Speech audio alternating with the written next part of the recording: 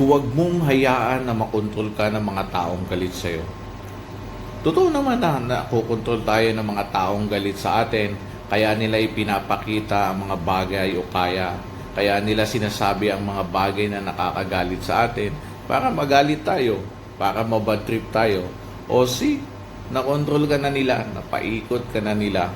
If you're having a good day, nakangiti ka ng buong araw, magaan lahat ng mga bawat harap mo sa problema, alam na alam mong gawa ng paraan ng mga mabibigat na sitwasyon, ayaw ng mga buzzer sa buhay mo yan. Wawasakin at wawasakin talaga nila ang araw mo. At kapag pumatol ka, ayun na, naipakita na naman nila ang power nila. Napasunod ka na naman nila sa gusto nila. At gusto nila, wasak na wasak talaga ang araw mo. The more na bad trip ka, the more na masaya sila, masayang masaya. Kapag may nagparinig sa kanila, isa lang naman ang sasabihin nila. Hindi ikaw yon. Oo naman, wala nang mga aamin sa mga yan. Nung nagtanong ka na, alam na nila na nasa ilalim ka na ng power nila. Kahit ano pang explanation ang gawin mo sa mga taong hindi nakakaintindi, walang mangyayari dahil buo na ang opinion ng mga yan. Buo na ang mga plano ng mga yan. Paano ka magpapaliwanag sa mga taong sarado nga ang utak at may sariling opinion mula pa lang sa umpisa? Sayang lang oras o panahon na ibibigay sa mga taong ganyan. Mag-focus sa mga ginagawa mo. Mas lalo mong pagtrabahuin ang mga pangarap mo. Ituloy mo lang ang hingi ng guidance sa Diyos. Hingin sa Kanya na ilayo ka sa mga taong mali. Hilingin mo sa Kanya na ilayo ka sa mga taong traidor.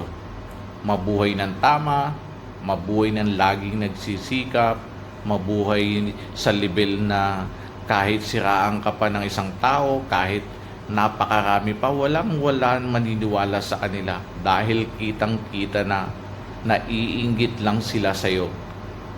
Tandaan mo to, kung may mga taong ayaw sa'yo, don't worry, lagi at lagi naman 10% lang naman talagang audience in spam.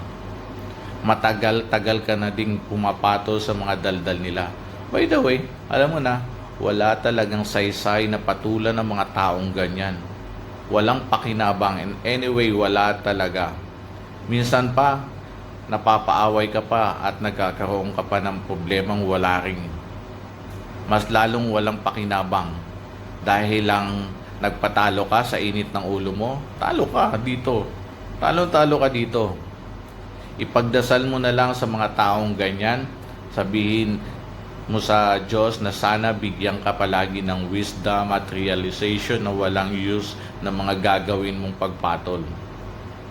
Alam na alam ng Diyos kung ano ang dapat gawin sa mga taong yan. At pagdating ng oras, magpasalamat ka dahil hindi mo pinatulan ang mga yan.